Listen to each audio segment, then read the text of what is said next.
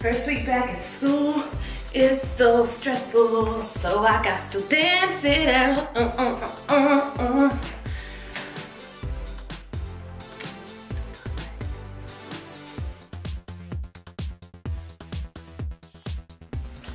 Hey everybody, and welcome back to my channel. What a week it has been. Woo! So exhausting. School started back for me. It is pre-planning right now, and I have open house tonight. My husband had open house last night, and I just got in from meeting my boys' teachers because they had open house this morning. So you know how it is. Life gets super crazy, but I desperately want to film a video for you guys twice a week from here until forever. And I'm doing the kindness campaign, which is on Mondays. So I thought, you know what? I really need to start creating some quick videos so I can get 2 videos up for you a week. And then I saw a pocket full of primaries video and I was like, yes, I have got to start doing more tags. I don't do really any tags. And I was like, all right, I need to do a tag. So today's tag is all about the teacher tag. And I will put a link down in the bottom on where this was originated from. I found it out through a pocket full of primary. If you did not follow her channel, be sure to go do that. She is the sweetest person inside and out. If you notice, I am in a new place, and yes, this is a really weird shelf behind me, but this was my setup. Oh, and my fridge is back there. This is usually my setup for my Facebook Lives that I do on Tuesdays and Thursdays, and all of my equipment was already here and it was already ready, so I thought, you know what, I have about an hour between now and when I have to go get my dress on for open house, and I thought, why not go ahead and film this teacher tag so that way I can have this out of the way and uploaded for you guys and ready to go. Okay, so what the teacher tag is, it's a bunch of YouTube people that have gotten together and they have put a series of questions together for teachers, and teachers read them and then they answer them on their YouTube channel. So if you're watching this and you have your own YouTube channel, or if you're thinking about starting your own YouTube channel, then do it. You should do it. It's fun, it's exciting. I used to be so stressed out about people seeing my YouTube channel, and in my previous video, I even made comments about like 95% of the people that I work with do not know I have a YouTube channel. Well, that is no longer the case. I was in the hallway today, and a fellow coworker that used to work with me on the 6th grade hallway, who was like 50-something years old, was like, hey Kayse, I saw you on YouTube. And I was like, oh, do you know what? I just have to embrace it. I went and met my student's teacher a while ago, and I introduced myself. She's like, I know who you are. I watched you on YouTube. And I was like, oh. So, you know, just embrace it. Just do it. I'm a hot, sweaty mess right now. But this is really, really fun. And YouTube is a really good outlet for me. I've met so many good people. I've connected with so many people. But please know that YouTube people are not always exactly as you perceive them through the camera. It is so difficult to keep up a persona that is who people think you are in real life. And I am funny and happy, and like I try to be all these different things in real life, but at the same time, I'm also not all of that all the time. And it's just really hard because there's just a disconnect. I think that a lot of YouTube people assume that their personalities are just these big, bold personalities constantly, and that would be exhausting if this was my personality like 99.9% of the time. This is my personality about 50% of the time. I am a very chill, laid-back person. It may be very hard to imagine that, but I am probably one of the most laid-back people that you will ever meet, and I blame that on my husband because he is completely laid-back. But I don't let things get to me. I don't get worked up about things that would bother most people. They don't bother me at all. Like I don't know why. It just doesn't stress me out. And I think that stress is one of the #1 reasons why we are unhappy in life and why we're unhealthy. So if you're stressed, you need to go outside for a walk. You need to exercise. You need to center yourself around good people, and that way you'll just live a wonderful, healthy life. I have to be looking at my phone because I had to take a screenshot of the teacher tag questions. But let's go ahead and get started. #1, oh, the teacher tag originated from Genuine Teaching and Apples and Tiaras. So they're on YouTube as well. #1, how long have... I'm not sure about that. Alexa haunts me. Do you hear this all the time? That was Sorry, her. I'm not sure about that. Hold on, I gotta unplug Alexa. Okay, sorry about that. #1, how long have you been teaching and what grades have you taught? And then tell us a little bit about your background. This is my 7th year teaching. I have taught kindergarten, I have taught 1st grade, I have taught 9th grade, 6th grade, and 8th grade. And you may ask, like, why have you taught those many places? Well, I taught kindergarten and 1st grade when I had just graduated as a long-term sub, and 9th grade. Back when I graduated was during, like, I don't want to say the recession, but it was really difficult to find a teaching job, and I was just grabbing at any opportunity that I could have. I tried to get a job at an elementary school, but none of the elementary schools were hiring in my hometown. So I went to the principal at the middle school, told him I was interested, and she said, well, take the Kayse. And I knew that I loved English my whole life. I took the Kayse, taught 6th grade for 3 years, and have been in 8th grade now for 3 years. And middle schoolers are my spirit animal.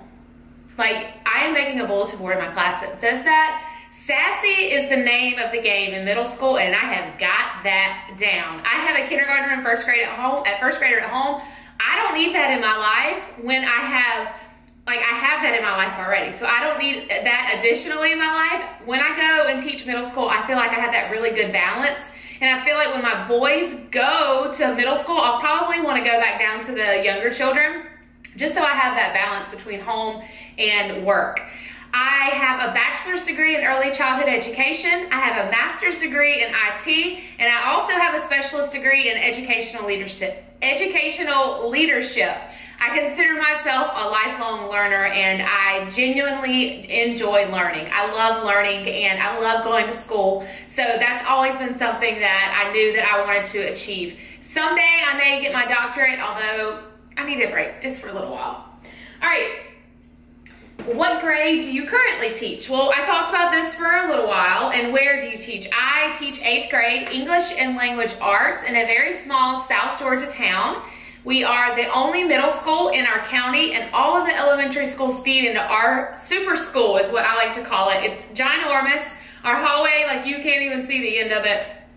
We house about anywhere from 1,800 to 2,000 students. Lots of faculty on our staff, but you know what? I just like it that way. It's like we're this huge, like, community, and it's really nice. I feel like we need police officers on segways or something, but not because it's dangerous, but because, like, that's how big it feels. Like we're at a big mall. All right, number 3, what is your school mascot? We, my friends, are the Trojans, and we are the Trojans at the middle school, and we are the Trojans at our high school. And the elementary schools have their own mascot. So my sons, they go to a school and their mascot is the eagle, but ours is the Trojans. And our colors are maroon and white, or maroon and black, mostly maroon and white, but sometimes maroon and black, which I'm down with that. It's cool. How many students are in your class this year? I have 26 students in my homeroom that I will get the pleasure of meeting tonight at open house. I teach 89 students this year, give or take. Sometimes I teach well over 100. I have 4 classes a day, so one block is about 70 minutes.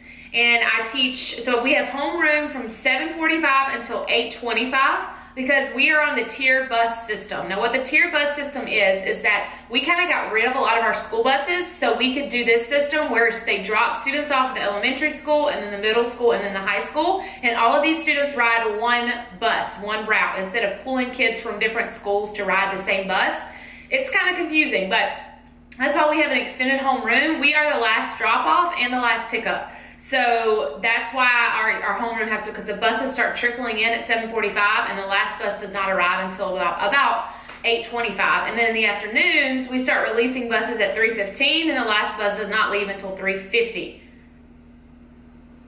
I'm not going to say anything about that because I feel like you feel me. You understand the way I feel about afternoon homeroom. I didn't say anything. Can't say I said anything, but you understand the struggle. Okay. What is your ideal class size? You know, ideally, I think the magic number is 15 when it comes to, if you want me to give the best learning that could be, I need about 15 students. I can perfectly split them up. But you know what? Give me 40, give me 39. It doesn't matter to me. I'm gonna teach them and I'm gonna teach the heck out of them. So I don't really look at it like a numbers game. We have some teachers that are super uptight about having like way too many kids, and then we have some teachers who don't have as many kids. It doesn't matter to me. Like, the more the merrier, and it really, like, honestly, as long as there's not just, a significant number of behavior issues in one class, then it's fine. Okay, next, number 6, what is your favorite Starbucks drink? So we don't have a Starbucks in my hometown, which is a crime, but we do have a coffee shop called Eliano's. I drink the same thing at Eliano's that I drink at Starbucks, and anytime I get the nearest Starbucks to my hometown is 2 hours away. Not even lying. I'm not even making that up, because I have tried to find one. Okay, I take that back. There is one that's 45 minutes away in the opposite direction of the way I usually travel, and it's inside a Kroger. So I don't feel like that counts. I feel like you have to have a drive-through for me to, consider you a real Starbucks. But my favorite drink from Starbucks is the venti, fat-free French vanilla latte. I always feel so stupid when I order at Starbucks. I'm like, okay, Kayse, think about what you need. Like, I'm like, okay, venti means big. Okay, I got that. Venti, fat-free. Gotta do fat-free. French vanilla. Starbucks doesn't have French vanilla anymore, so they're always gonna say, well, do you want hazelnut and vanilla mix? And I'm always like, yes. Anyways, struggle. All right, number 7, what is your favorite online resource? That is such a difficult question. That's like asking me what my favorite song is. Like, it's pretty much impossible for me to tell you, depending on the day of the week. There are many resources that I speak of a lot. When I use in my classroom on the reg, or I have a reading, grammar, and writing interactive notebook bundle that I use with my 8th graders. That's available in my TPT store. And then I use Got to Teach 5-a-day review for 8th grade every single day. That's what that means. That's slang for every day, sorry. I'm an English teacher. I have to remind myself that I can't talk like that sometimes. But I've talked about that like 4 times. It's starting to get creepy, so I'm not gonna talk about that anymore. Also, Misfits stuff I download for like my decor. And let's see if there's anything else that like I can't live without in the classroom. There are some things that I think are like holy grail things, but they're not necessarily 8th grade material. They're like kindergarten and 1st and 2nd, because that's where my boys are. And if you're interested in those, I can link those down in the description bar as well. All right, number 8, can you describe your perfect classroom? Bonus, can you describe your perfect school? Yes, totally. Perfect classroom to me is not about the colors on the wall. It's not about the beautiful bulletin boards. It's not about the organization that looks, phenomenal, or the calendars that are those bright colors that are, going to steal the students' attention. The perfect classroom to me is centered around love, 110%. You can have all the glitz and you can have all the glam, but if you don't have love and you don't have community in your classroom, the learning is not going to happen there, no matter how beautiful your classroom is. Like, I can't tell you how many times I have seen students learn like no other walking into a classroom that is white-walled, and I am not even joking. One of the best teachers at our middle school, kid you not, people walk in his classroom, there is nothing on the wall, he has nothing on the floor, nothing on his desk, and kids learn in that classroom every single day.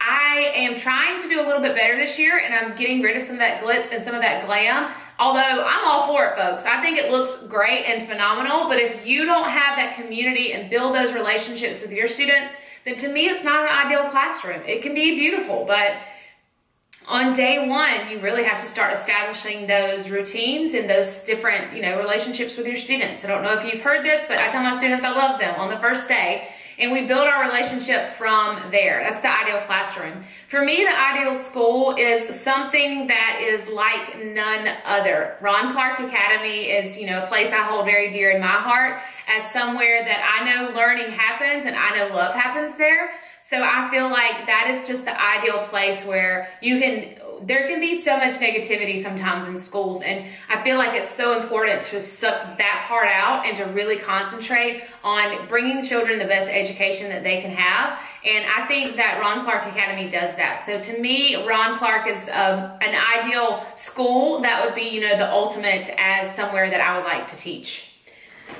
All right, next, number 9, almost done, there's only 10. What is your least favorite part about teaching? Are you ready for this? I think some of you can relate. My favorite part about teaching is getting to know my students and really forming something more than just a normal bond. I get really attached to these kids, and I like to follow them, and I see them throughout their life because we live in a very small town. But my least favorite part of teaching is all of the extra stuff that's so much more than what I went to school for. The things that to me don't matter. And as long as student achievement is you know, on up there, as long as the climate and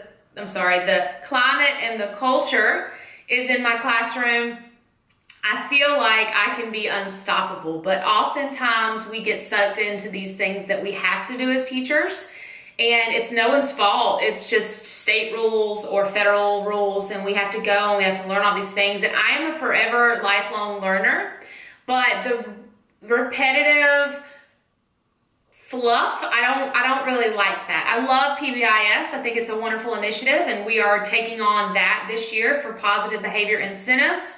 But, you know, just all the other stuff that comes along with it. I think you guys understand all the meetings that we have to go to that are just redelivery of content that some of us already know. Like, give me a pretest. I'll take a pretest. I will pass that pretest, and then I can tell you I don't have to go through to any of these meetings anymore. So that's my least favorite part of teaching. All right, and last but not least, what is some advice that you would give to a beginning teacher, someone who is thinking about going into teaching, or someone who is already teaching? Here is my advice. Teaching is a wonderful job, and don't let anyone ever tell you any different. Teaching is a good job that pays you well, and I don't care what people say. If you live in South Georgia, you make a decent living, and you can be anybody you want to be, as long as you keep your head on your shoulders and you remember why you decided to become a teacher. That's the main issue we have some days, is that people forget why they became a teacher and they just lose all touch with reality. I promise, if money is your thing, if you are concerned about making ends meet because a teaching salary is not what it should be, then maybe you picked the wrong profession, because teaching is so much more than that check that I get at the end of every month. And you know what? Join Teachers Pay Teachers. Start making resources to teach children all over the world, and your wildest dreams can come true. I promise. Everything that I have ever wanted in life as far as teaching and being able to put my resources in the hands of so many children across the world has come true, and I am forever grateful. So as a teacher just starting out, remember that there's going to be tough times. You're going to have moments where you feel like you are inadequate, and that's normal. You're going to cry, and that's normal, and you're going to get mad, and that's normal. The only thing is you have to reset that clock every night. Whenever you go home, don't bring that home with you. If you're stressed or you're aggravated, don't bring that home to your family. Don't bring that home to your significant other. Just kind of run with it and embrace it. Get that stress off. Go to bed. Turn that clock all the way back around and start a new day. That's my advice. Remember, summer's coming in 180 days. You can make it. Get that battery recharged, and you'll realize at the end of the summer, hello, my camera died on me, but we are back. All right, so yeah, I don't even remember what I was saying. I'm just going to wrap this video up. Thank you guys so much for watching the teacher tag. I will try to do a lot of tags in the next couple weeks with school getting back. It's been a little bit stressful, but I got you. I can't be leaving you out, too dry. So if you have any recommendations for teacher tags that you would like to see me do, please leave it down in the comment section down below. I am trying my best to respond to all of the comments, but I have been a little bit overloaded lately just because of what's going on with school. You guys are awesome. I can't tell you how important you are to me. Thank you for being a subscriber. And if you have not already subscribed to my channel, be sure to do that and turn that notification bell on so you'll be notified every time I post a new video. If you're interested in checking me out on Facebook, it's just Facebook Teaching on Less, and I would love to have you as a follower on Instagram. Kayse Morris Teaching on Less. Thank you guys so much for watching, and I will chat with you during our kindness campaign next Monday. Bye.